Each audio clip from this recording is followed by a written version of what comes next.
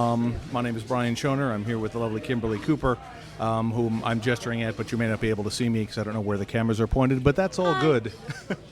Doesn't matter now because we are here to talk about Malifaux. It is a tactical miniatures game, skirmish game from Weird Miniatures, which means it's about maybe 6 to 10 models on a side on average. Full game plays in about 2 hours. It's one of my favorite games. It's only a miniatures game I'm seriously playing right now, and a couple of things I really like about it. One, the miniatures are gorgeous. They're all very full of character. They have a lot of individuality that's very neat.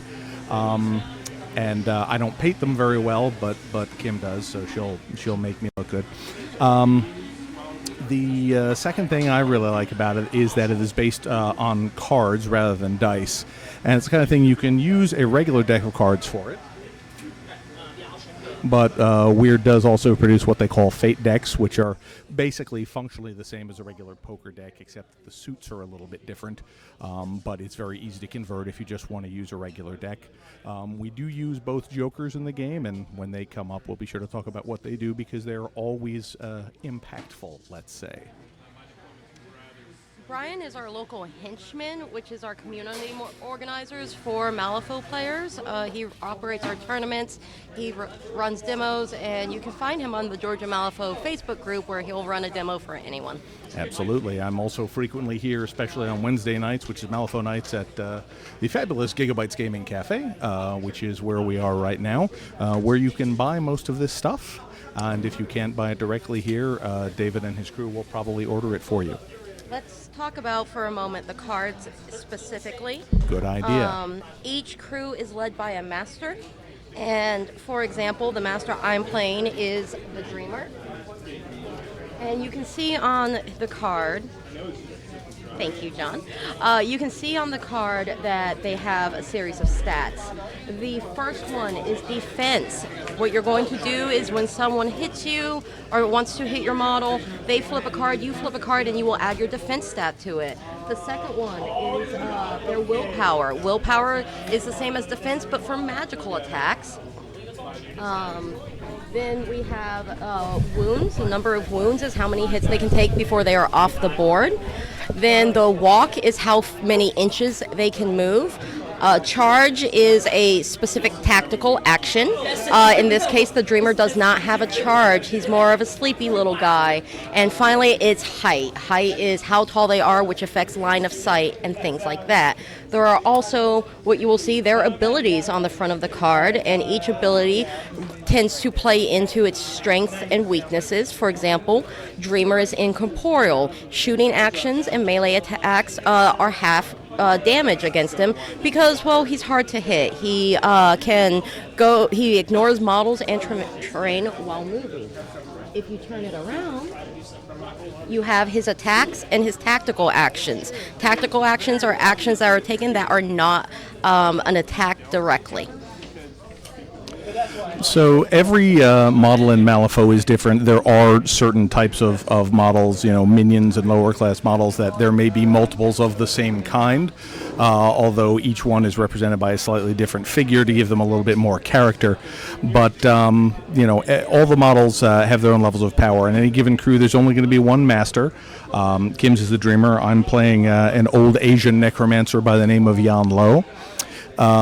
They also can have henchmen who are sort of their right-hand men, their lieutenants and that sort of thing. They have enforcers who are the big sort of mini-boss tough guys. There are minions who are just sort of the grunt foot soldiers. And there are peons who are generally very weak guys who serve some particular special purpose. You don't see a lot of them, but some masters really rely on them. Looks like we're still getting some sound adjusted here, so I apologize for those of you who are listening live and having to deal with some of this, but hopefully we'll get it sorted out in short order. And in the meantime, I'm just going to keep talking. Or we're just going to keep talking. So one of the other things that I like about Malifaux is when we talk about setting up the encounter. And a lot of miniatures games will show up. I have a list of guys, you have a list of guys, we show up, we fight. Malifaux works a little bit differently. At the start of the game, we lay out the board, and this is probably about average for a full-size Malifaux game. It's on a 3x3 board. We have a lot of terrain. Terrain is actually very important in Malifaux, and you'll see a lot of that as we go through. Once we've done that, then we randomly determine what is called a strategy and a set of schemes. The strategy is basically the overall objective that both of us are trying to achieve. There's a number of different ones. This one is called Guard the Stash. You can see there are these two large markers in the center. And basically, at the end of every turn after the first, we want to have someone near both of those markers. And if we do that, we'll score a point. Strategies work the same way in every game. They all have different mechanics and different purposes, but basically you can score up to 1 point a turn on the strategy in most cases, and no more than 4 over the course of a game. We also randomly determine a set of schemes. Now, schemes are each individually worth up to about 3 points, and there are 5 of them randomly selected for each game. We've shown a couple of them there just as an example. And what happens is, after we've laid out the board and we've seen what each other is playing, we each secretly pick 2 of those schemes that we're going to try and achieve.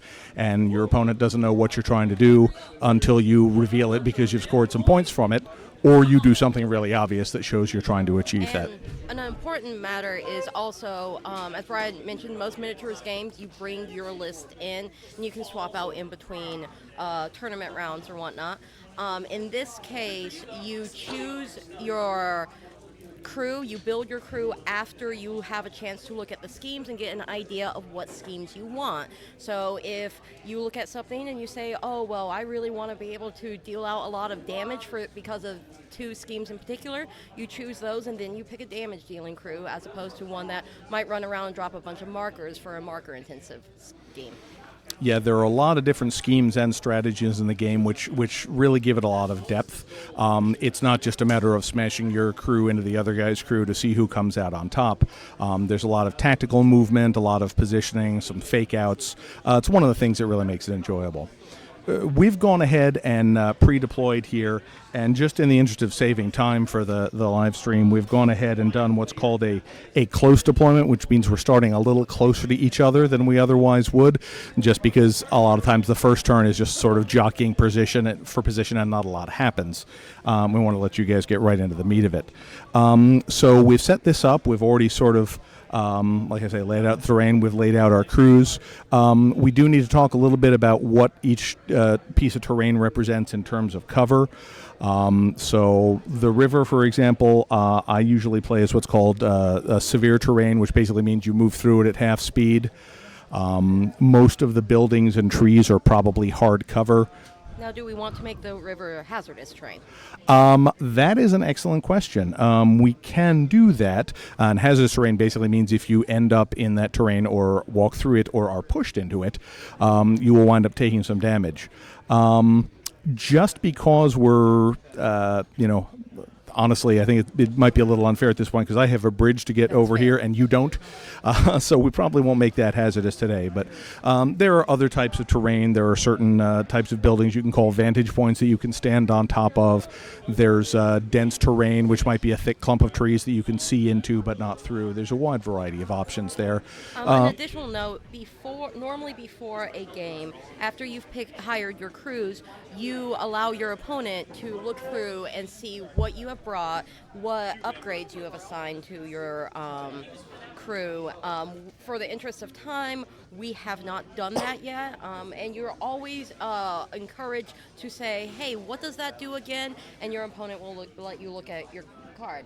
For example, with upgrades, as I stated, I have the Dreamer, and I have assigned 2 upgrades which cost part of the hiring pool, and both of these upgrades make him a little bit more of a heavy damage dealer, or for when his good friend Lord Chompy Bits comes out, makes Lord Chompy Bits a little bit better. Each master can have up to 3 upgrades usually attached to them.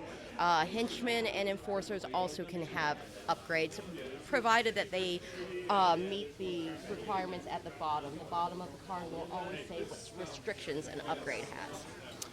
Yeah, upgrades can do a lot to sort of change the way a given crew plays. Just to talk briefly about hiring, I don't want to get too much into the detail there, but basically, for a full-size game of Malifaux, you have a 50-point or 50 soulstone crew, to use the game terms. Each model, except for your master, costs a certain amount of soulstones to hire. Upgrades also cost a certain amount of soulstones, usually 1 or 2, maybe 3 for a particularly powerful one. And then any soulstones you have left over, basically you can keep as part of what they call your soulstone pool, up to a maximum of 7. And basically you can use those during the game to get bonuses on your cards or use abilities differently. And we'll use some of those as we go so you can get an idea of what they're working for. Do you want to get into drawing your control hand and flipping for initiative? Sure, that seems like a good plan. So, as we said, Malifaux's played with cards rather than dice, and you have what's called a control hand, which means you can use cards from your hand. If you happen to flip a particularly terrible card and you really need to succeed at whatever it is you're doing, you can use a card from your hand to replace whatever you just flipped, and we call that cheating, even though it's part of the rules of the game. You cheat fate. Yes, cheating fate, because the characters you're playing are powerful enough that they can tweak destiny a little bit. So at the start of each turn, you draw a hand of 6 cards. Some characters or masters can draw a few more, but in most cases, 6 cards is what you've got. If your hand is particularly terrible, you have the option of spending a soul stone to draw a couple extra cards and then discard 2 of your cards, so hopefully get rid of some terrible cards and get some better ones. I'm pretty good with what I have now. Okay. So then, the actual start of the first turn, we each flip a card from our deck and see who has the higher number.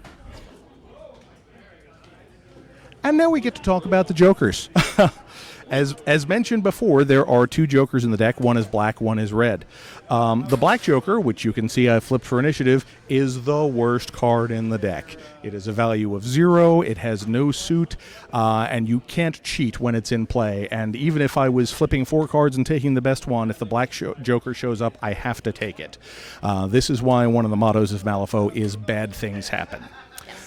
So basically, unless Kim had also flipped the black joker, anything she flipped for initiative would beat me. So now she can choose whether she wants to go first or she wants me to go first. I'll let you go first. You're so kind. Now, him flipping the black joker early on is really good for him because he doesn't get to choose to go first or second, but that means that the black joker won't show up for the rest of the turn. So... Yeah, there are definitely times in the game where, the only way you can fail something is if you flip the black joker. So having that out of the way is an initiative is not a bad place for it to be.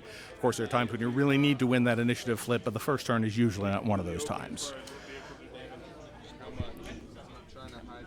All right, so to start things out, I am going to begin by moving one of my minions. This guy is called an Illuminated. He's a surprisingly tough little fella who can also hit fairly hard. He's hiding behind this building over here, and he is going to move 5 inches as a walk action. Every model has 2 action points in a turn. Masters have 3, everybody else has 2. And you can use those action points to walk, to take a defensive stance, to do what we call interact actions, which are placing markers on the board for various purposes. You can use them to take tactical actions. Basically, everything you need to do usually takes an action point or sometimes 2. In this case, I spent 1 action point to walk. I'm going to spend my other one to walk again. He doesn't need the full 5 inches. He's just going to walk up to this marker. Each turn, a model also has 1 0 action. There are certain actions on the card that have a 0 next to them, which basically means they don't cost an action point, but you can only do 1 of them a turn. This guy has a 0 action that will heal himself, but he hasn't taken any damage yet, so I'm not going to worry about that. So his turn is done, and Kimberly is up. Okay, the first thing I am going to activate is my Teddy. My Teddy is within 6 inches of the Widow Weaver, and he is a construct, which means he gains +1 to walk. On top of that, he has an upgrade called On Dreaming Wings. That means he is flying, and he gains +1 walk. So that water hazard's not going to matter. Yeah. A giant clawed teddy bear is not scary enough, so we have to make him fast and flying. Of course, he's cuddly. He just wants to hug you. He's a cuddly ball of death. So with his first action, move over. You measure from Oh, the hi. front to the front or the back of a base when you move it. That is his first one. I believe he is within 2. Looks that way. By the way, pre-measuring is always possible on Malifaux. Information other than the contents of your control hand is pretty much open at all times, so you can always measure to see how far away things are, how many wounds does that model have left, etc., etc. So the first thing I'm going to do, before I attack him, I'm going to do a action called Hug. And it is a 0 action, which means it does not take one of his 2 activations, but it is a cast, so I do have to try to make it. I have, in this case, a cast of 4. I will flip a card, and I'm hoping to make the T-in of 12.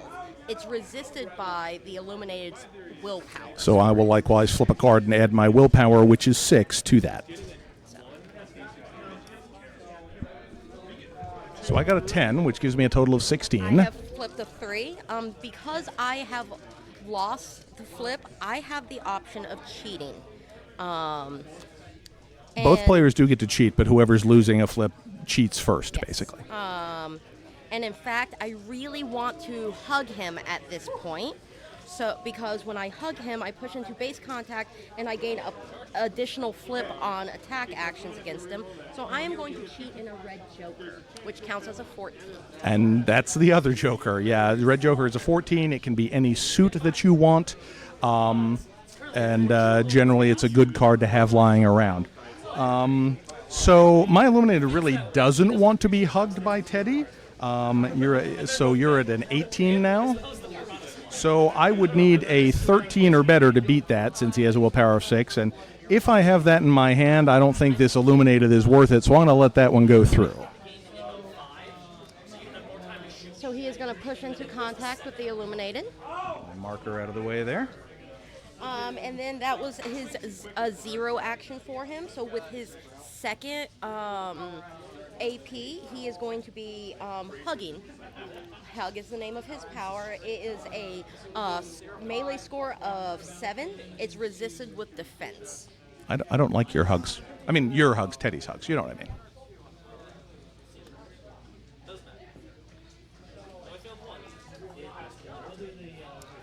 All right, I have a defense of 5 and a 12, which gives me a 17 on my defense. Now I really want to hit him, so I am going to cheat in a 10 to meet him at a 17. Okay, so that means Teddy does hit me, but just barely. I could cheat that, but as it turns out, I don't have anything in my hand better than a 12. Spoiler alert. So he's going to get hit. So because we matched, I do hit him, but my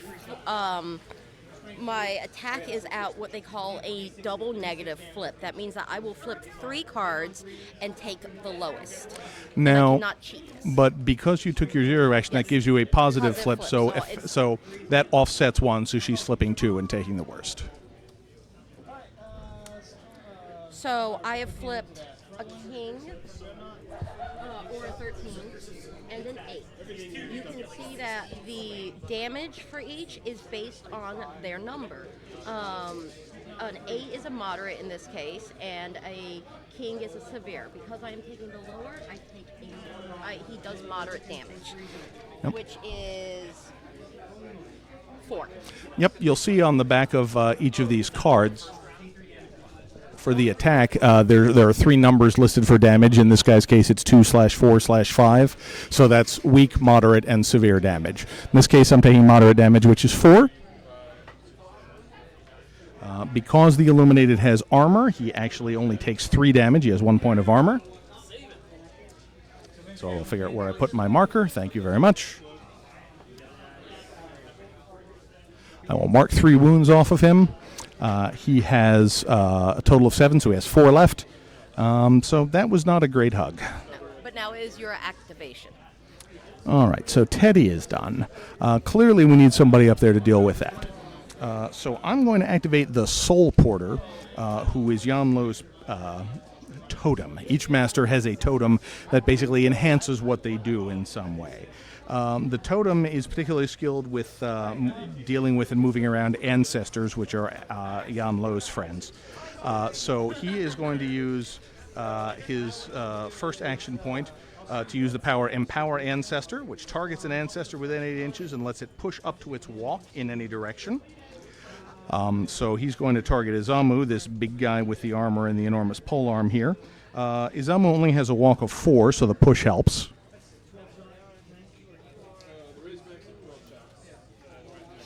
And a push is basically similar to a walk, except it has to be in a straight line. If you hit terrain, it bumps into it, so it's a little more limited there.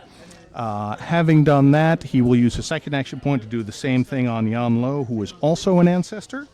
So again, push him 4 inches. There's not a flip or anything required for this. It just happens.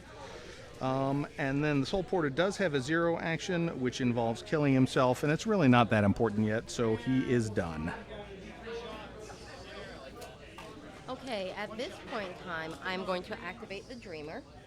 The Dreamer has a ability to summon some of his what he considers his imaginary friends.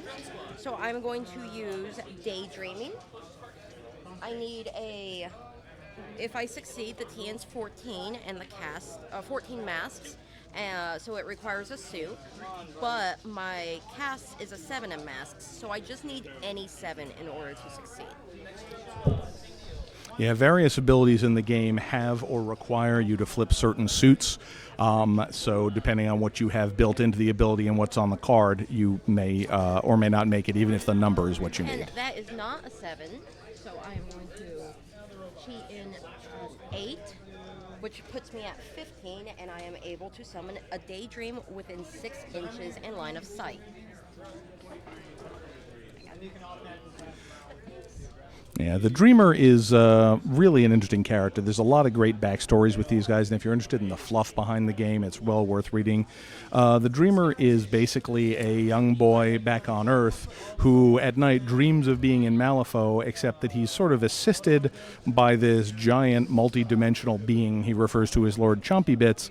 So when he thinks he's just having fun dreams about, playing cowboys and Indians with people, he's actually appearing in Malifaux and actually murdering real-life people. So he's a charming kid.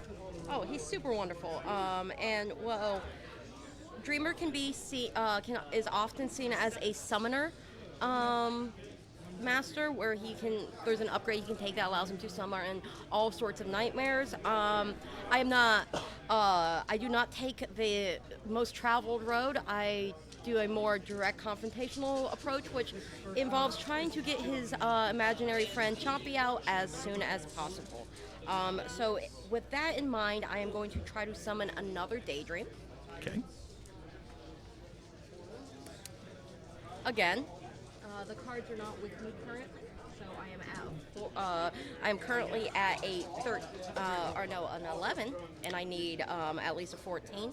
So I will cheat in another 8 to summon a second Daydream. She is cheating like the wind here. Now, the nice thing is this, lets Kim get a lot of stuff done. It's kind of nice from my perspective in that it means she's running out of cards to cheat with.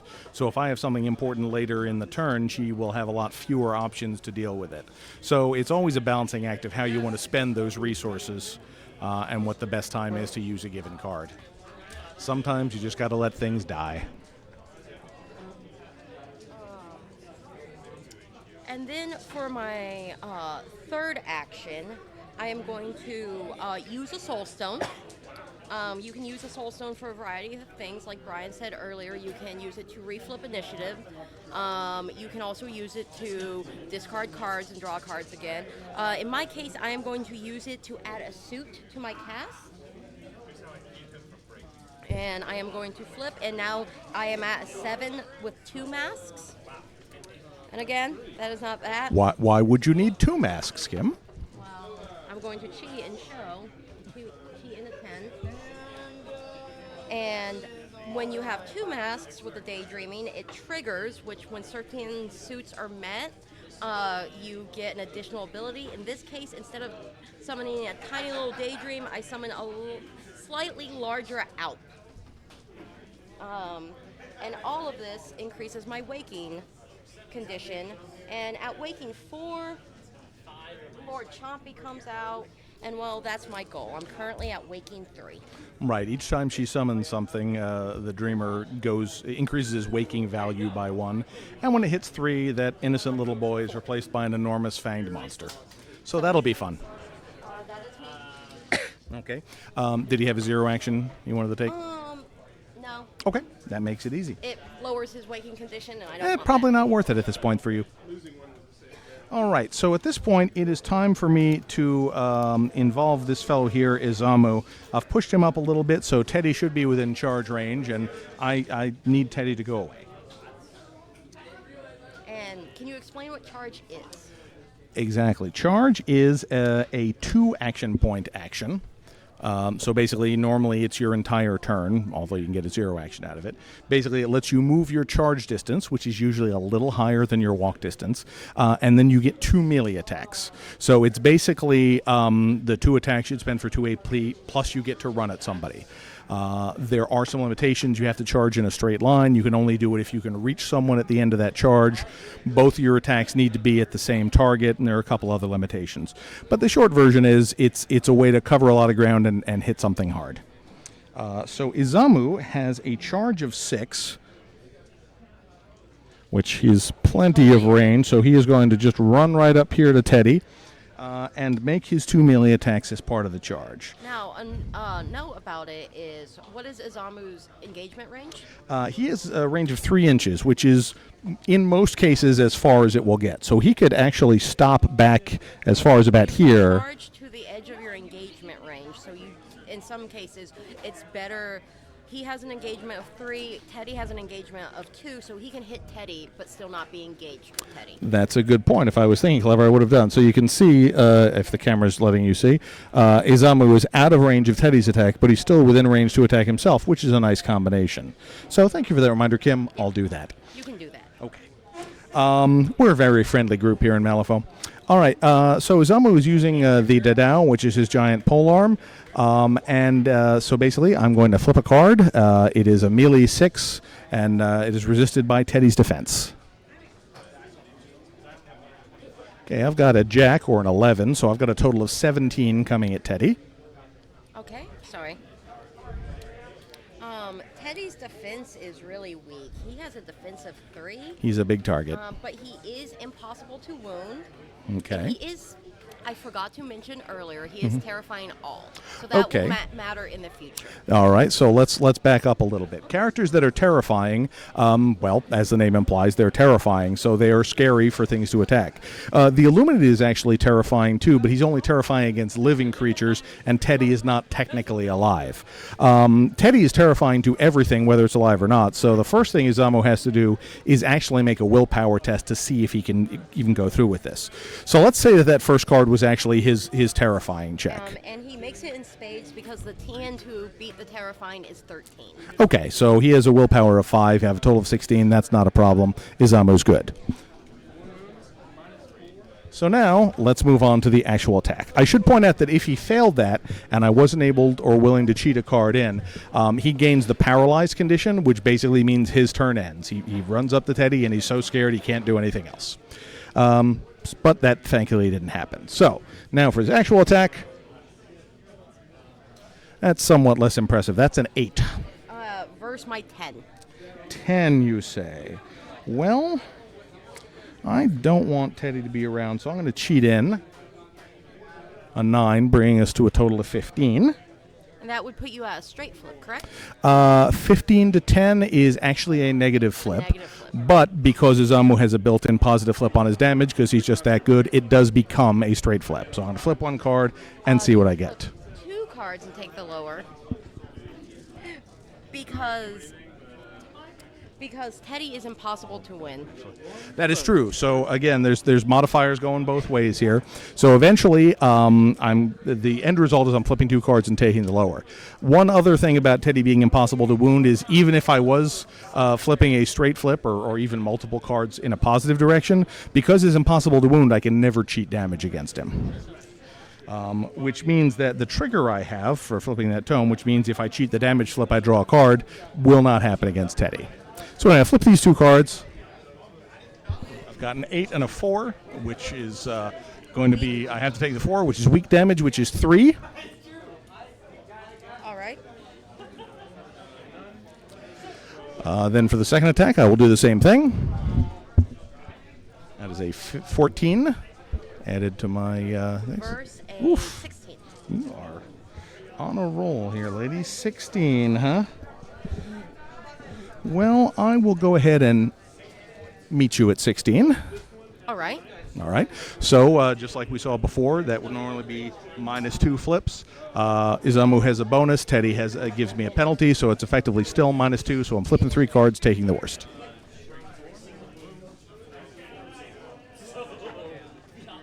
Well, that's pretty terrible. It's 2 1s. It didn't really matter. So again, weak damage of 3.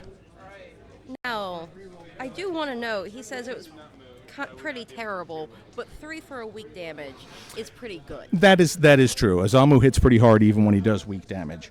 So normally that's 2 action points for the charge and the 2 attacks. That would be the end. However, Izamu has an ability called Melee Expert, which means he gets a free melee attack every turn, and he's going to take it. There we go. That is a 19 on the attack. That is a 15 on my. All right, good, but not good enough. So again, that is a negative flip. It basically varies on the difference between the attack and the defense flip. There's a whole chart depending on how much you succeed by. In this case, it's going to be a single negative flip, so I flip 2, take the worst. That's what I want to see. So those are both high cards. That's severe damage. So that is going to be 5 damage on Teddy. And that kills Teddy. I would say I feel bad about that, but I would be lying. All right, we've had a momentary beverage failure here, so I'll let Kim take care of her phone and her cards, and I will vamp till ready. One of the things to consider when a model is killed, they will technically drop, depending on what type of thing they are, either a corpse marker if they're a living thing, or a scrap marker if it's a construct like Teddy. So in theory, I would be able to place a scrap marker next to Teddy before he went away. As it happens, nobody in my crew really cares about scrap markers, and I don't think Kim's does either, so there's no reason to clutter up the board with that marker. If I kill something that's alive, it'll drop a corpse marker, and I do care about those because I am a necromancer, so those will come into play for later. So with that taken care of, Izamu has accomplished his goal for the turn, and he is done. And once Kim's gotten everything straightened out over there, she can roll again. Oh yeah, I'm fine now. I am going to activate... I am actually going to activate the this daydream right here. Okay.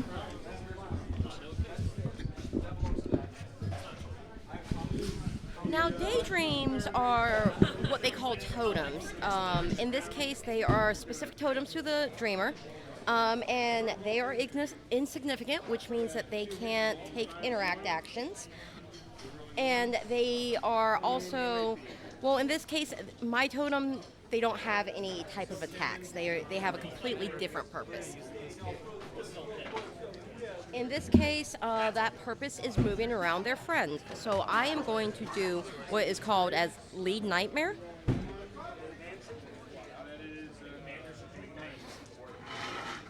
One moment, we have to clear off. We're having a game on the table next door. Gigabytes is hopping tonight, which is all right. While we're taking that moment, I just do want to talk about, you'll see a lot of lines on this mat. I'm not sure how well they're showing up on camera. Basically, there are a lot of different ways to deploy in Malifaux. There are corners. There are some odd corner shapes. You can play diagonally. You can play horizontally.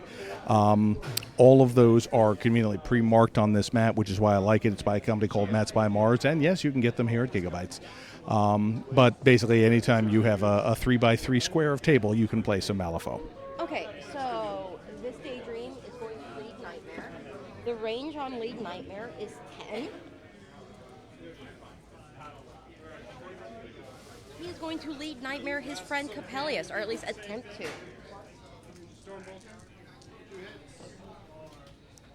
Okay, the TN for it is 10, the cast is 5, it has no suit. In this case, I got a 9, which puts me at a 14, more than enough, and I push it 4 inches in any direction.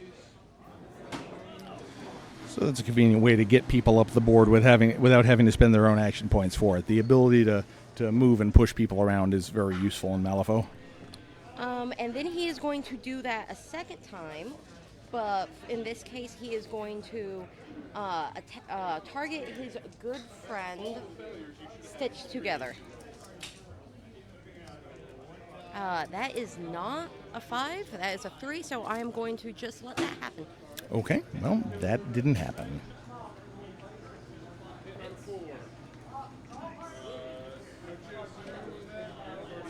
Okay, so I guess that he's done.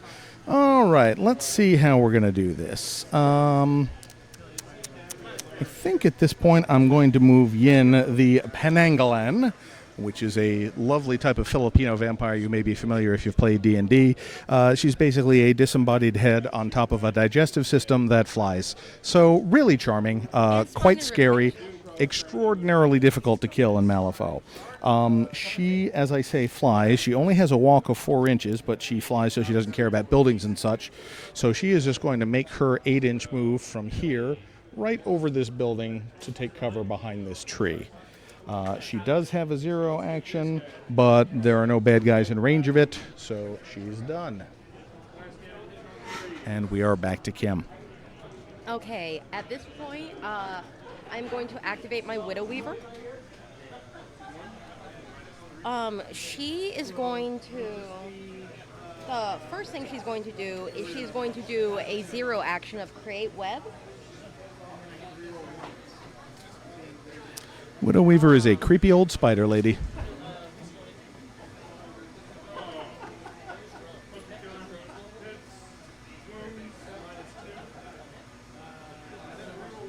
And anything that is within web markers, within 3 inches and line of sight, suffer a -1 to their willpower. So for her second thing, our first AP, she is going to move.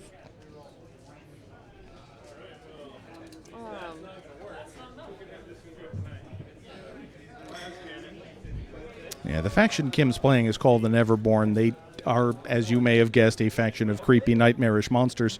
So they have a lot of attacks that go against willpower, so things like those web markers that will penalize my willpower are a big asset for them.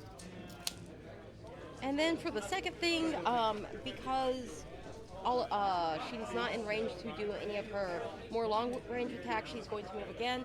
I'm moving through hazardous terrain, so instead of being able to move 5, it's doubled. So I get to move 2.5 inches, right? Severe, not hazardous. Oh, sorry, severe. Terminology. Don't worry. It's all good. We all know what we mean. I mean, if you're going to walk into a wall, I'm happy to make it hazardous, but I don't think that's fair. And that is the Widow Weaver. Okay. Moving on, I'm going to activate the Shadow Emissary, if I can get my mouth to work. He is my big angry dragon dude. For his first action, he's going to use something called the Rite of Strength. He targets a non-leader model within 6 inches who has an upgrade attached. In this case, that's Izamu. And he gets to push him 4 inches and makes him fast. There's a really cool thing about the emissaries, that each emissary can gain a free upgrade based on what master takes the emissary. And there's one for each faction.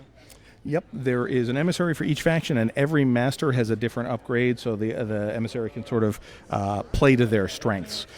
In this case, the one he has for Yanlo is called the Ancestral Conflux. It basically makes him count as an ancestor, which means a lot of Yanlo's abilities work on him, and he also has a few things that buff Yanlo himself. So I've gone ahead, I've pushed Izamu forward, I'm going to give him a fast marker, and fast basically means that on his next turn he gets 3 action points instead of 2. That's not going to result in a lot of death. Oh no, not at all. Well, with my luck, you'll murder him before he goes anywhere, but we'll see. We'll mark that he is fast. For his second action, the emissary is just going to walk some. By some, I mean 5 inches. He's going to start coming across the bridge there. And he has a couple 0 actions, none of which are especially relevant, so I'm not going to bother with them right now. He is done. All right. I am going to activate my second daydream. He's summoned, so he's slow, which means that he can only do 1 AP this turn. Yep. When creatures are summoned, they are generally slow, which is the opposite of fast. You only get 1 AP. They also can't take interact actions, even if they could. So there are some schemes or strategies that require that, but they can't do it on the turn they're summoned. He is going to try to lead Nightmare on the Widow Weaver. The reason I'm doing this is because she is engaged with the Zamu, and I do not want that. Normally, there would be attack action against her to prevent her from leaving, but push actions don't deal with that. So, yeah, if she just tried to walk away, there would be Zamu would get a free shot at her, basically, to keep her in place. That is an 11 plus my 5. I am perfectly fine making that.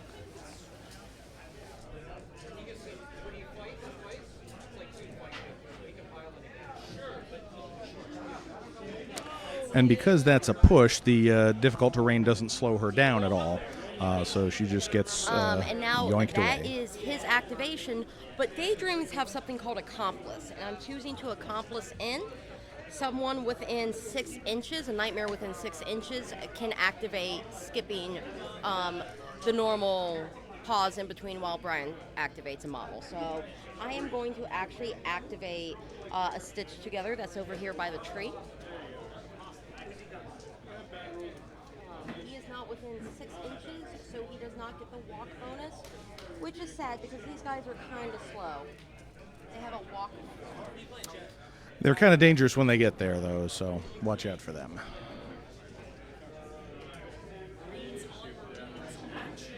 Now, he is within 6 of the Widow Weaver, so for his second AP, I'm going to give him 5.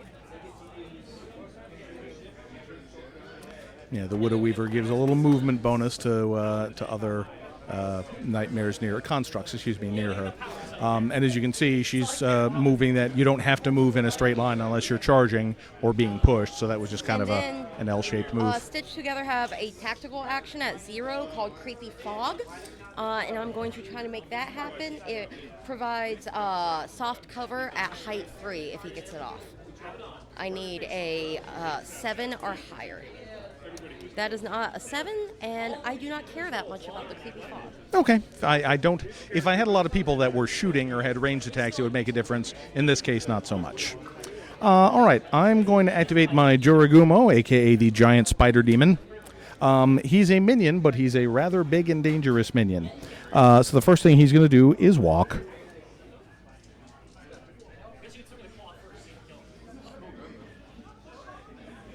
Had a little bit of a glue accident with Yoraguma earlier, so he's not quite as attached to his base as I'd like him to be.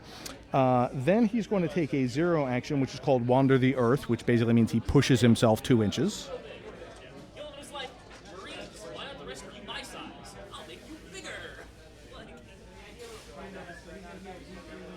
And then it looks like he is just close enough to use his last action point to try to clobber that guy, because like Izamu, he has a 3-inch engagement range.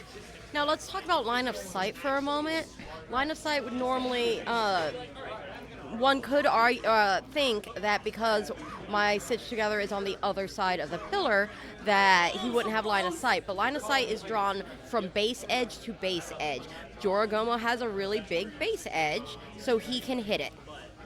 Yep, I'm not sure if that laser sign is showing up, but you can see he has a straight line past the edge of that pillar. So we can see him. It's using a glaive, which is a melee 5 attack against defense. So I'm flipping for that. Another big number. I'm at 18. Now the thing about Neverborn is they hit hard, but they do not have good defense. I am at 12.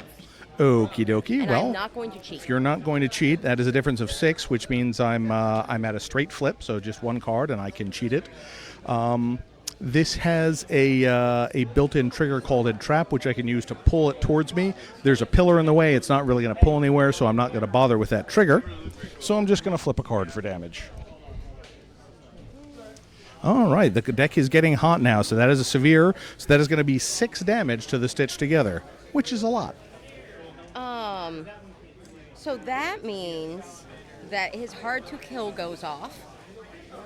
Yeah, hard to kill basically means that if a model drops below 1 hit point, if it has more than 1 hit point left, it can't go below 1 in the single attack. So basically, it always takes 2 shots to kill him. And as a result, Eternal Nightmare has gone off, which is an ability that means when this model suffers damage from an attack action, which reduces it to 1 wound, which he's at, he gains Reactivate, which means I get to activate him again if I so choose. Yeah, so he's almost dead, but he gets a free bonus action. That's all for the Joragumo, so I'll mark him as done, and it's back to Kim.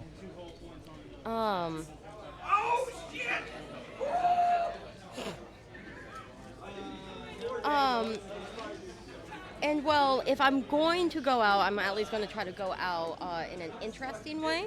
I do not want, I can move while I stay in his engagement range without causing a disengaging strike. So that is. And I am going to use a power called Gamble for Your Life.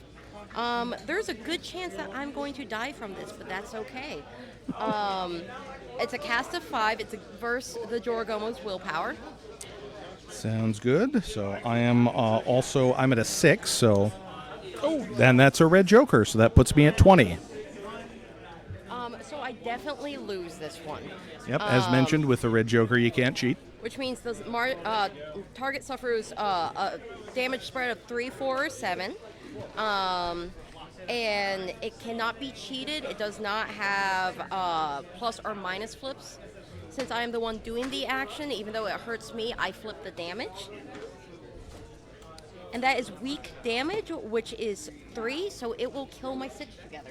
Yep, Stitch Together are very dangerous because they can do a ton of damage, but they also risk themselves every time they do that attack. So they're very much a gambler's piece. And that is your turn. Okay, well, I only have 1 model left, which lets us talk a little bit about activation control. I only have 7 models in my crew, which is a little bit on the light side. Kim started with 8, I think, and has summoned a couple more in the interim. So basically, I'm going to activate my last model, and then she's going to be able to activate everybody else she has, and there's really nothing I can do about it. So having more models than your opponent, while they may individually be cheaper or weaker, does give you a lot of control over what happens at the end of a turn. So the only guy I have left is Yanlo himself. So the first thing he's going to do is at the start of his turn, it's not requiring an action, he is going to discard a card, which gives him a point of chi. And chi is a resource he uses to basically make his spell casting more powerful. So I'm just going to put a little marker on his card here to remember that he's got a point of chi. And then he has got a couple moves he can take. First thing he is going to do is walk, which is not really great for him because he's old and slow. He only walks 4 inches. Then Oogie Boogie's walked 4. It's fine. That's true. He does some travel later on in the game without much walking, so that's good. Then as a 0 action, he's going to use a power called Instill Youth, and this is basically a healing action. So he's going to cast that on the Illuminated. It has an 8-inch range, so we're well within that. It has a cast of 5 and a target number of 12. I have flipped a 9, which means my total is 14. And what this does is heals damage equal to the amount that I exceeded the target number by. The target number is 12. I flipped a 14. Actually, it's a 15 because the point of chi adds to his casting totals. So basically, I am healing 3 points of damage on the Illuminated, so he's back to full health. That's convenient for me. Oh, that's fun. Yes, well, that's kind of what we do. And then, let's see what kind of range we're looking at here. We've got 2 action points left from Jan Lo. Oh, look, Widow Weaver's in range. So he's going to try and hit her with what's called the Spirit Barrage. And this is a cast against her defense. It's normally a cast 5. It's effectively 6 because he has a point of chi. And he's at a 15. I am at a, that'd be a 16.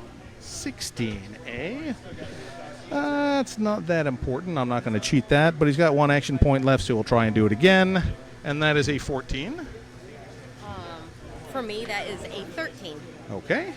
So you I'm can not cheat going that. to cheat it. All right, so it's slightly just enough to hit. So I will flip 2 cards and take the worst of those. There is a built-in trigger, but it only goes off if I kill her or do severe damage, neither of which is very likely. In fact, I'm doing weak damage, which is 2. So that's 2 damage to Widow Weaver.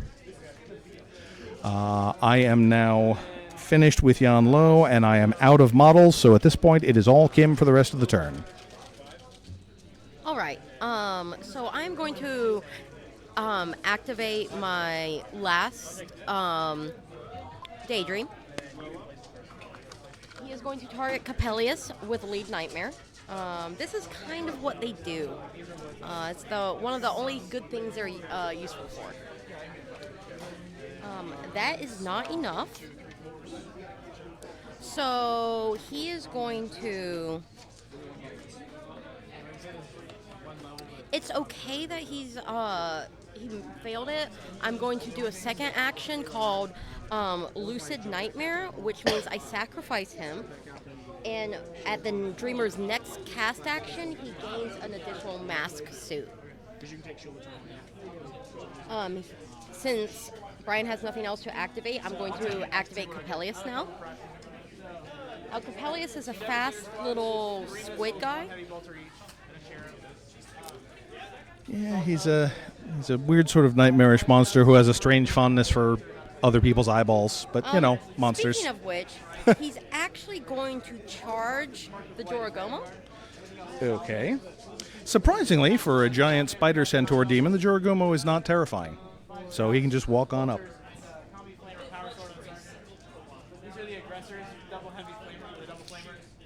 I want to check. He has an engagement range of 2. I'm sure Jorogomo has more. He does. He is going to, his 2 melee attacks are going to be the same because he only has 1 attack action, and that is Long Clawed Fingers. His first defense.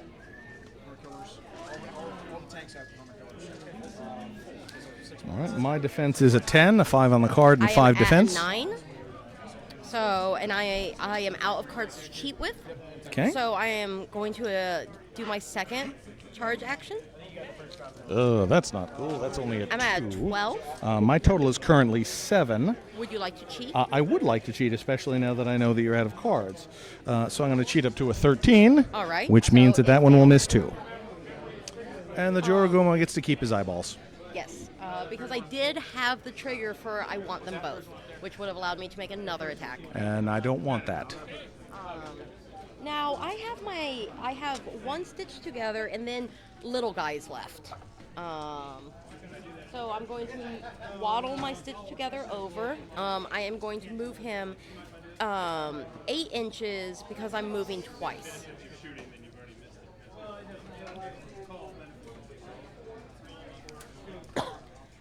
And now I'm going to move my out because yes, there's nothing he's really looking for in this piece. And that is all of my guys. Okay, so that's the end of turn 1. Normally at the end of the turn, we could see if anything scores points, but on the first turn, pretty much nothing in the game is going to score. So we're basically just going to be able to wrap everything up. We will reshuffle our discard piles into our decks. If you have cards left in hand, like I do, you can either keep them or discard them. I'm going to discard them because they're not great. And they will be out of the deck for the next turn because they're in my brand new discard pile. So we'll go into turn 2 here. A full game of Malifaux is normally 5 turns. At the end of the 5th turn, if people haven't maximized their points or there's still things going on, you can flip a card to see if there is a 6th turn. At the end of that, you can see if there's a 7th turn, and after that, the game will be over either way. It gets harder and harder to meet the target number for each. Yeah, for turn 6, I think it's about a 25% chance of another turn. Then it goes down to about 20%, and it doesn't usually go much past that. Frankly, if it's going to turn 6, in most cases, the game is probably decided one way or the other. So then we're just going to draw another 6-card hand. If I had kept either of those cards in my hand, I would just draw up to 6. This hand is pretty lousy, so I'm going to spend one of my 4 soul stones to draw 2 more cards, and then discard 2. And of course, the ones I drew aren't really much better. So I'll get rid of a pair of 2s. Sadly, I can only do that once, otherwise it might be worth it. Okay, I'm good with my hand, so I'm keeping it. All right, and then we each flip for initiative. I got a 3. Now, I could, in theory, spend a soul stone if I wanted to flip again and try and beat her. Obviously, against a king, my odds are vanishingly small, so I'm not going to do that. So once again, Kim gets to choose who goes first. And in this case, I really want to go first. Then you should do that. So, as stated before, when I used Lucid Nightmare and sacrificed my Daydream, that meant that my that I got to add a mask suit to Dreamer. So what I am going to do is I'm going to activate Dreamer first. Okay. I think I see what's coming, or rather, who's coming.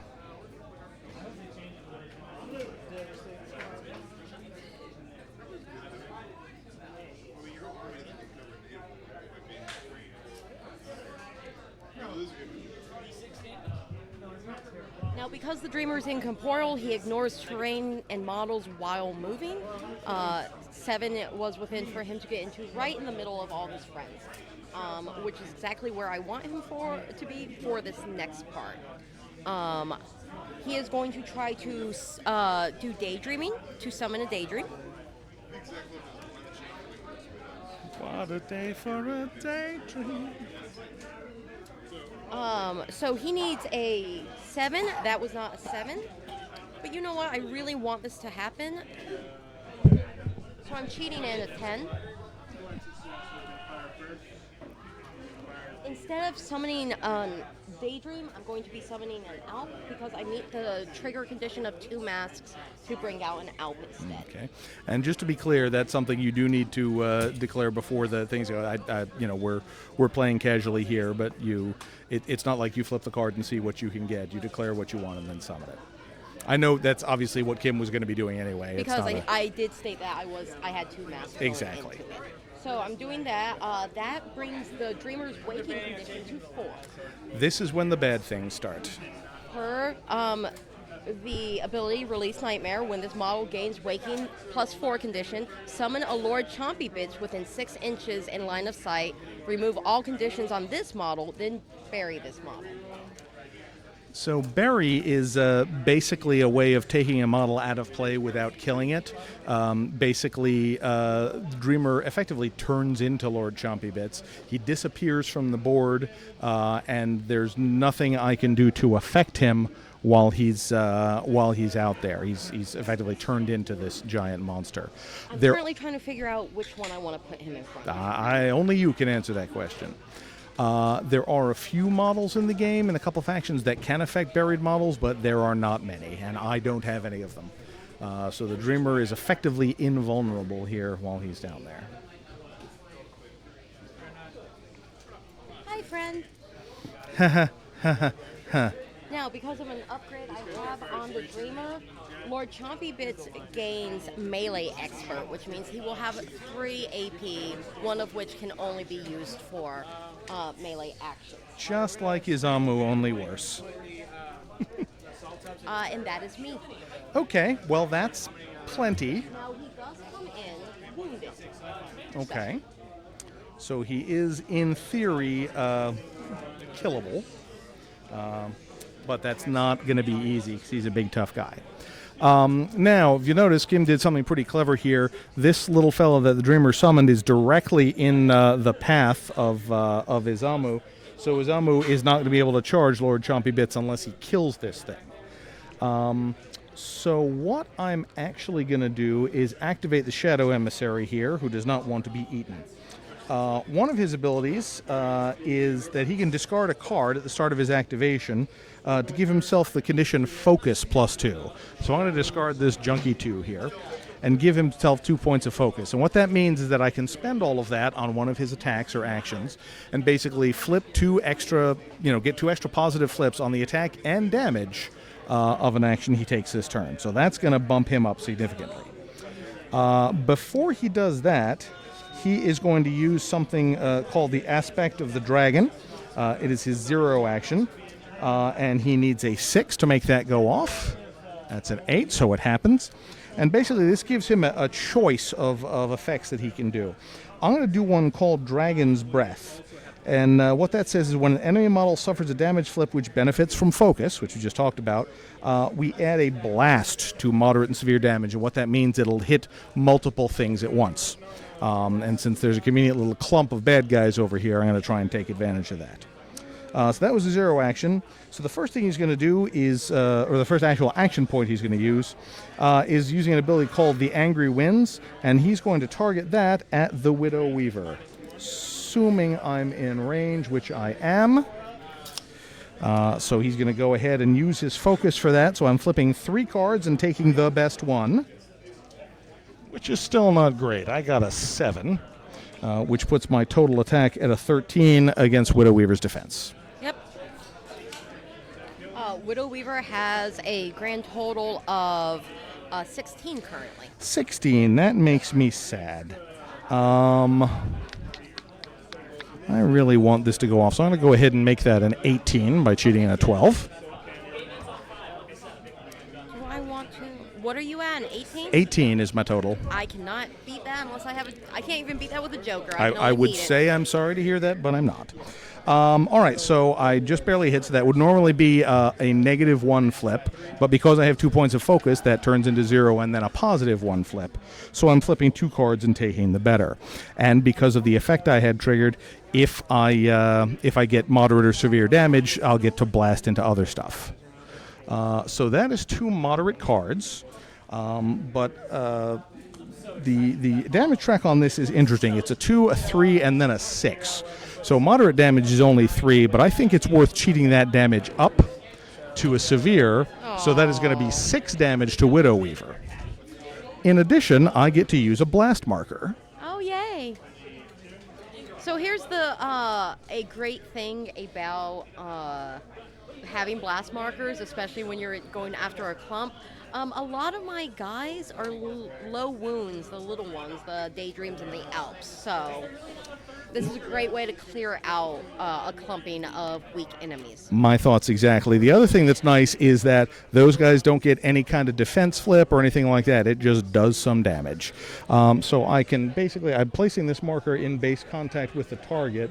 So it looks like I can either hit the Stitch Together and this Nightmare or these 2 here. And for the moment, I think I'm going to hit these 2. All right. So they will each take damage, which is 1 step down from what I did. So that's moderate damage, which is 3 to each of them. And it kills my Daydreams. Okay. Oh, that's right. We had 1 Daydream and 1 Alp. So the other one's wounded but still alive. All right. So that was a 0 and a 1 action. And then for his last 1 action, he'll go ahead and attack Lord Chompy Bits, who is here in his face. He can use the same attack because this one can be used at range or in melee. I don't get the focus anymore, sadly, so this is just a regular flip. Cast 6 versus defense. I'm at a 10. You're at 10? 10 is the number. Chompy Bits is slightly harder to hit than most of my crew, but that puts me at 7. I really don't want to get hit. So I am going to, if he's going to hit me, he's going to have to waste a good card. So I am going to bring mine up to a 16. 16, you say? So I would need a 10 just to hit him. And I know he came in wounded. How many wounds does Lord Chompy have at the moment? Currently, he has 3 on him, so he has 7 left. 7 left. That's a lot. I'm going to need some effort to beat this guy down. So I will go ahead and cheat a good card there and put my total up to 17. So that puts me at a negative flip on the damage. Oh, I forgot the terrifying. Oh, an important thing to remember about when you're playing a game, it is your responsibility to remember things that go off like nihilism, terrifying, things like that. Yep. Because it's a friendly game here, I'll go ahead and take that terrifying test now, which I should have before I flip for damage. Is it terrifying all, I assume? Yeah, terrifying all. It's a 12. 12. All right, his willpower is 6, so I need at least a 6 to make that go off. That didn't do it, so I'm going to have to cheat this card in to make sure it succeeds. So, now that we did that, a little bit out of order, that's one thing you need to be careful of in Malifaux, is there are a lot of abilities on the cards, and keeping track of all of them is probably going to be your biggest challenge as you learn the game. But before too long, you'll be very comfortable with your crew and not have a problem. So I am on a negative flip for my damage here, so flipping 2 and taking the worst. The 7 is the worst. That's still moderate damage, so 3 on Lord Chompy Bits. Poor LCB. And that is all for the Shadow Emissary. Wonderful. So I'm activating Lord Chompy. I am not at all surprised. You shouldn't be. So he is going to attack Shadow Emissary because Shadow Emissary, I believe, has a range of at least 2. His melee range is 2, yes. Yeah, so they are engaged with one another. I should point out that normally when models are engaged, if he had something ordinary like a gun or something like that, if there was a gun symbol on the attack basically, he couldn't attack anyone else because he's got a giant monster in his face. Because he's using a magic attack that doesn't have that symbol, he can shoot even while he's engaged with other people. I am going to use 6-inch teeth. 6-inch teeth has a attack of 7. It's versus your defense. Okay. Oh, that's not good. Well, that's not good either. 10?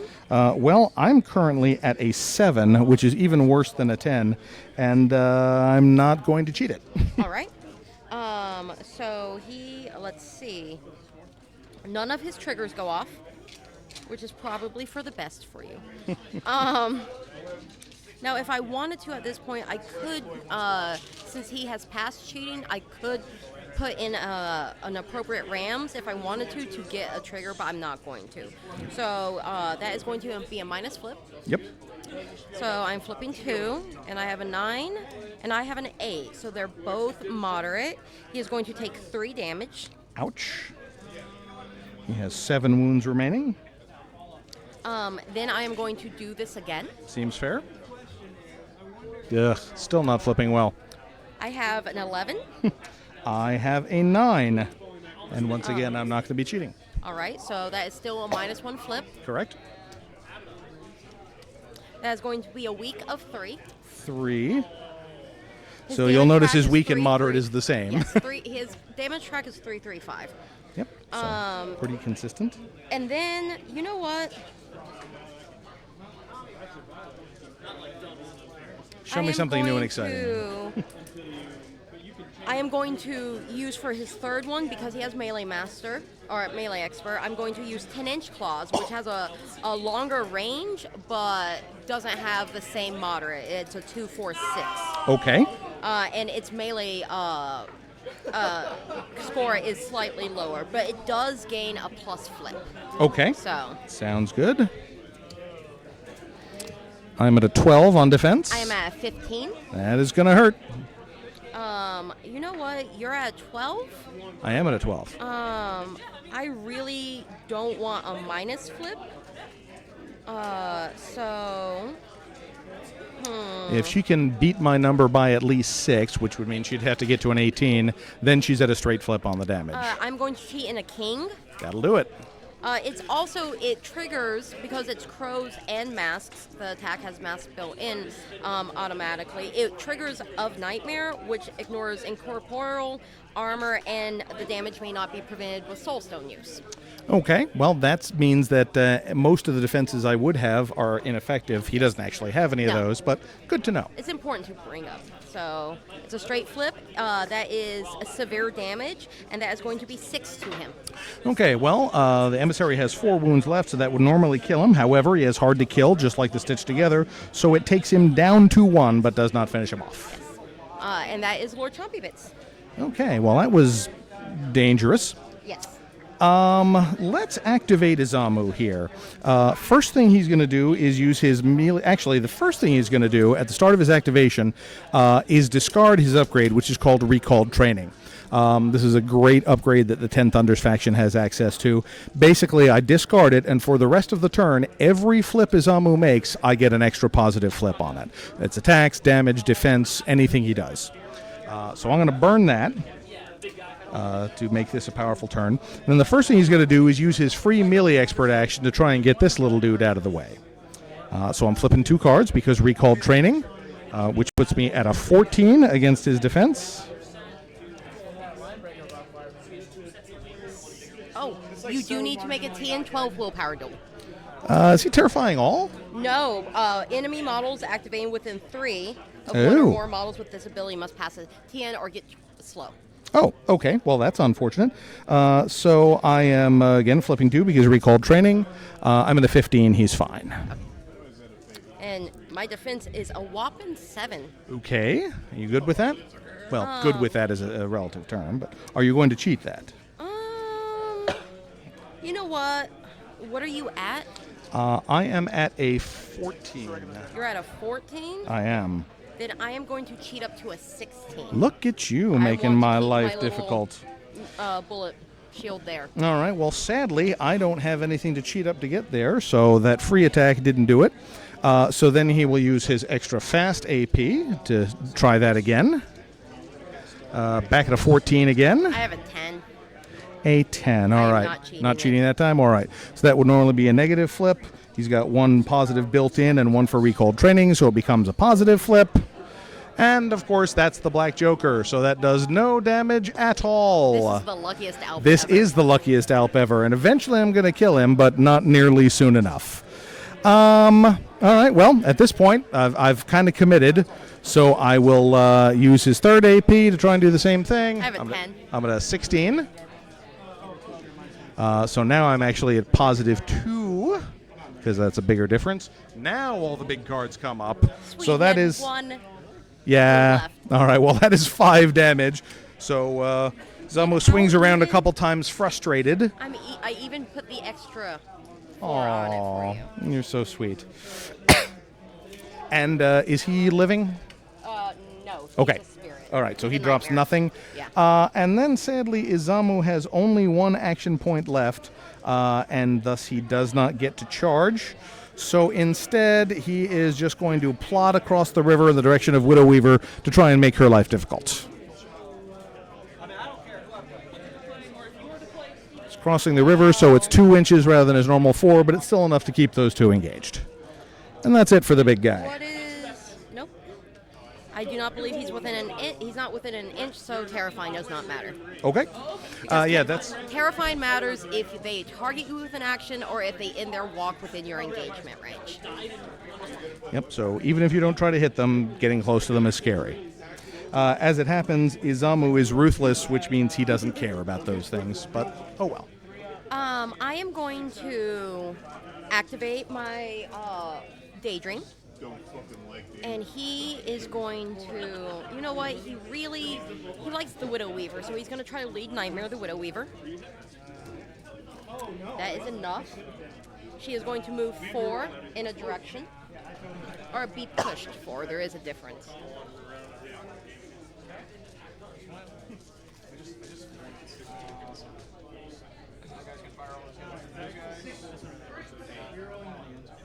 And she is going to, then he is going to move because the Widow Weaver is in Squirrel. He ignores her while moving. Then I am going to have his, that's his activation, but I'm going to have Accomplice go off, targeting Capellius, who's within 6. Capellius is going to be, he's going to try to charge Dorogomo again. Okie dokie.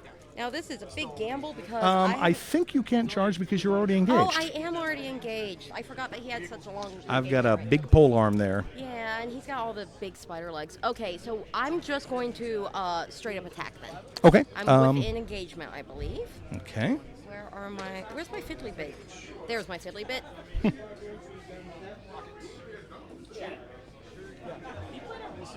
That's a technical term, fiddly bit? Yeah, the Malifaux is Okay. full of highly technical terms So it's like this. versus Jorgoma's defense? Okay. That is not good at all. That is a 7. Well, that's a 17. So yeah, so that one That's doesn't going to work. miss. So I'm going to attack again. Okay.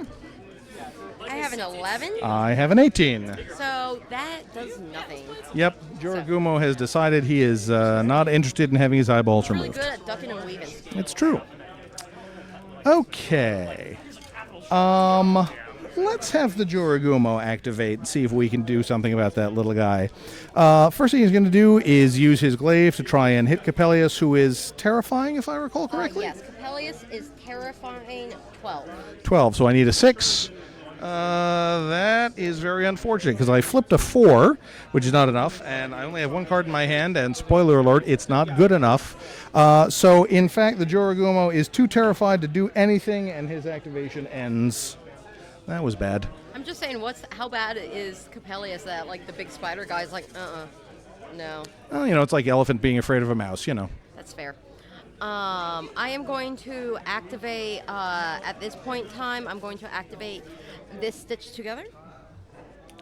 He is going to gamble for your life with Izamu. Okay.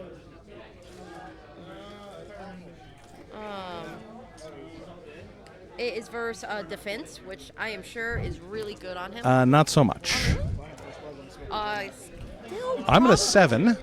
Okay. I am meeting you. Okay. I will cheat in. Actually, Oh, I that's get right, to you cheat will first cheat. because I'm losing. But I lied. I'm not going to. I will cheat in a 3 Okay. to put me up to a 9, so I'm not at a -2 flips. Right. Actually, there's no minus to it, so I just wasted that card. But That's okay. So he is going to take. He is going to take 4 damage. 4 damage. The good news is Izamu has 2 points of armor, so he only really takes 2. That's true. And then he's going to try to do it again. Because why not? Oh, that's good. That is a 17. And I got a 9. And like I said, cheating is not a thing for me at this point, so that's going to hit. It's still a straight flip because of the conditions of it. That puts it at another 4, so 2 on him. Oof. This is starting to get painful. And that's me for now. All right. I think we're going to have to start changing things up a little bit here. So we're going to activate Yanlo. He's going to start off by discarding this terrible card I haven't been cheating with to give himself another point of chi. So he's now at +2 on all of his casts. The next thing he's going to try and do is an ability called Lightning Dance, which is kind of his signature move. And what he's going to do is he is targeting Lord Chompy Bits with it. He's within 8 inches, so that'll work. And this is going to be a cast against defense, but I will have to make a willpower check. You know what? This is actually kind of scary because if I fail this, I don't have any cards to cheat, and I don't want to lose my master's action, so I'm going to spend a soul stone, so I'm flipping 2 cards on this instead of 1. You can spend a soul stone to give you a positive flip. Right, which I just did. But turns out either one of them would have worked. So Yanlo is not scared of Lord Chompy Bits. So the Lightning Dance is, with his 2 points of chi, a cast 7 against defense, and that's a red joker. So that's a 21. I couldn't cheat against that if I wanted to, and he can activate any trigger he wants because it's anything. Sadly, this one doesn't have any triggers, but that's okay. It's doing what I want it to do. So the neat thing about Lightning Dance is, first, I place Yanlo in base contact with the target, i.e. Lord Chompy Bits. Then I take the target and I place him in base contact with one of my models within range that I can see. And I'm going to put him right over here next to my good buddy Izamu. So that frees up the Shadow Emissary a little bit and hopefully puts Lord Chompy next to somebody dangerous and keeps him pinned there for a little bit. One slight important note, Malifaux does not have facing. So even though my model is physically facing away from Izamu, I could still attack Izamu. Good point. Yeah, particularly with some of these models like the giant spiders and Chompy Bits and the dragon, there are enough bits sticking out that sometimes you just have to place the model where it fits. All right, so that was one action point for Jan Lo. For his, let's see, I think for his second one, he's going to try and do a Spirit Barrage on Lord Chompy Bits. Now, again, this is where using a spell rather than a gun has an advantage. So if I was using a gun and I fired into this combat, it's more or less random who I'm going to hit. But luckily it's a spell, so it's targeted better than that. So he's going to cast against Lord Chompy's defense. This is a cast of 7. I've got an 11, so that's an 18 total. That is a 13, and I do not have something good enough to keep. I know the feeling. So that is going to be a negative flip on the damage. That was, however, a crow, so in the event that I kill him or do severe damage, Jan Lo gets an extra point of chi. But I'm only doing weak damage, which is 2. I am going to spend a soul stone to try to prevent damage. Okay, masters and henchmen can spend a soul stone, and they basically flip a card and prevent 1, 2, or in this case 3 damage because it was a high card. So he just sort of shrugged that one off. I have 1 action point left. What shall I do with it? I think I'm going to try... that's kind of risky, but I'm going to try it. I'm going to try Lightning Dance one more time against Lord Chompy Bits. So, cast 7, 18 against his willpower. Yep, and his willpower is a 7, so that is a 12 total. That's not enough. Nope. By the way, you may notice that I didn't take another willpower check for that. Once you've passed a terrifying test against a certain model, you're good for the rest of the turn. So Jan Lo, again, is going to place himself next to Lord Chompy Bits. Then he's going to place Lord Chompy Bits in base contact with a friendly model. Way over here.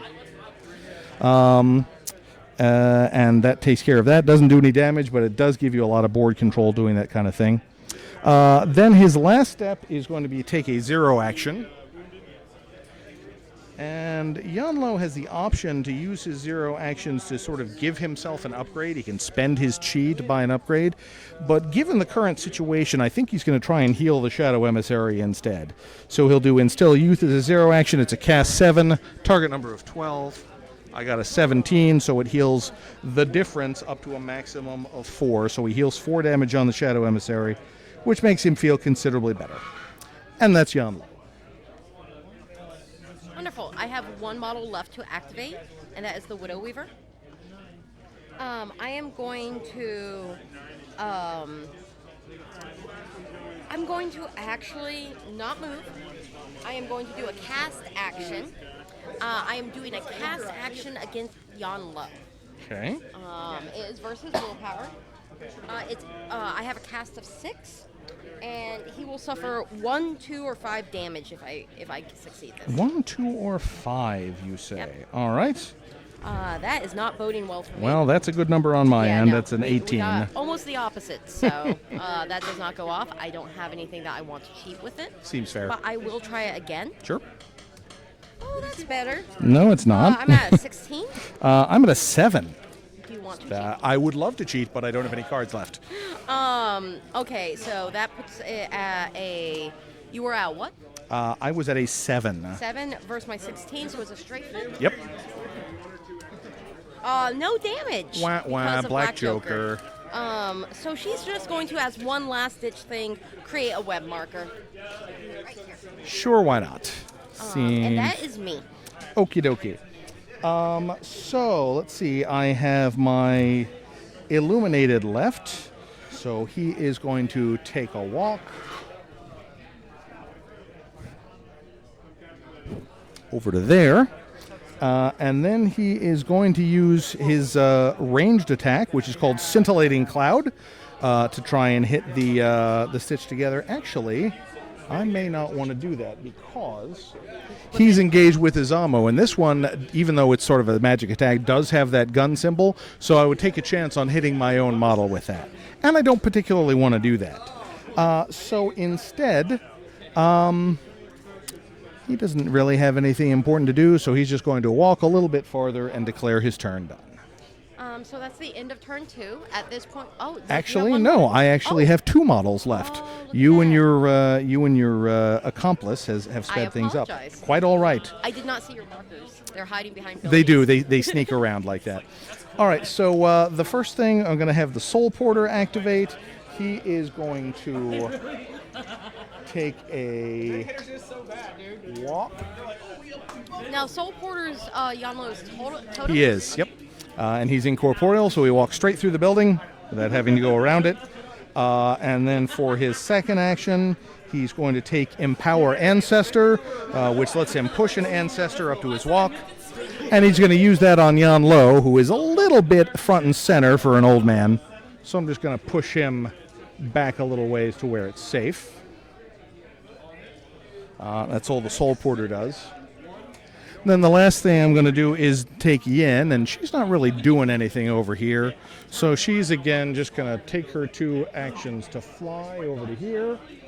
But now she has a 0 action that she's within range of, and this one does not have a gun symbol on it, so she'll go ahead and try it. She's going to try and use her Gnawing Fear ability on this Stitch Together. Is it versus willpower? It is versus willpower. That does not bode well. That is a 7. Well, I have a 15, which is more. It doesn't do any damage, but until the end or until the start of Yin's next activation, that Stitch Together is at negatives on all casting and willpower duels. So he's scared. So now it's the end of turn 2. Now, at this point in time, any end of turn effects, like if you had blight, if you had burning, certain conditions will go off at the end of the turn, and that's when you would have those effects go off, and then you score points. Right. So in this case, we've got guard the stash is our strategy. Yes. I've got a model within 2 inches of each of these markers. Kim has one over here, but does not have one over here, so she doesn't get the point. So that's 1 point for me. Also, if either of us have any schemes that we need to reveal, we can do that now. And I am actually going to reveal that I have the scheme Hunting Party. And what that does is it gives you points for killing minions or peons with an enforcer or henchman. And you did that with I did that because the Shadow Emissary's Blast killed one of your little guys. So I'm going to get 1 more point for that. Doesn't matter how many I kill in a turn, it is only 1 point. You would have also gotten it for killing the elf. Correct. Either one of those would work, but again, only 1 point per turn. So currently that puts me at 2. You have any schemes to declare? I had Undercover Entourage, and which I did not score. Okay. Because I had picked Yanlo. The other one was Accusation, and I did not get in a position to accuse. So it's 2-0. Good game. Okay. Sure. I mean, again, normally we would continue, and you know, we can go on if we want to wrap it up. I think I'm good because when it comes down to it, I have my guys are looking pretty bad. Lord Chompy is likely to come out, so I am just going to call it here. Also for the brevity of education. So. Sure, I think we've given a pretty good overview of what the game's all about. But basically, Malifaux is a tremendous amount of fun. I really enjoy it. I know Kim does. There's a lot of interesting factions, great models. So if you want to check it out at weird-games.net is the company webpage. Look us up on Facebook. There is a group called A Weird Place, WYRD. There's also Georgia Malifaux, or if you're in the Marietta area, come by Gigabytes Cafe any Wednesday night, and you'll usually find a bunch of people playing Malifaux.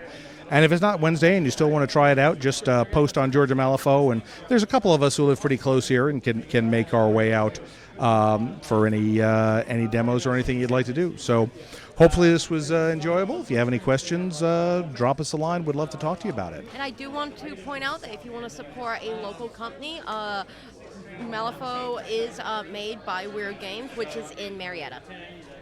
Yep, Weird is right local. It's about, 10 minutes from Gigabytes, as it turns out? Yes. So occasionally some of the folks you'll see coming by on a Wednesday night are Weird employees, like him. Additionally, we have there's a role playing game set in the Malifaux universe called Through the Breach, and there is a lot of crossover. Often models that are made for Through the Breach have stat cards that can be used in Malifaux.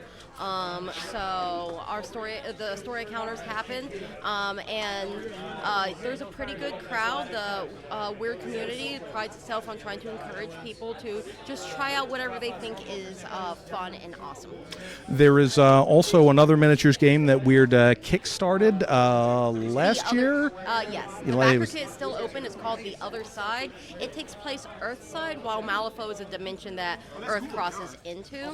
It is a war game size, so it's on a larger table with larger armies and fire squads. Exactly. So it's set in the same world, different models, slightly different rule set, still uses the Fate deck and that sort of thing.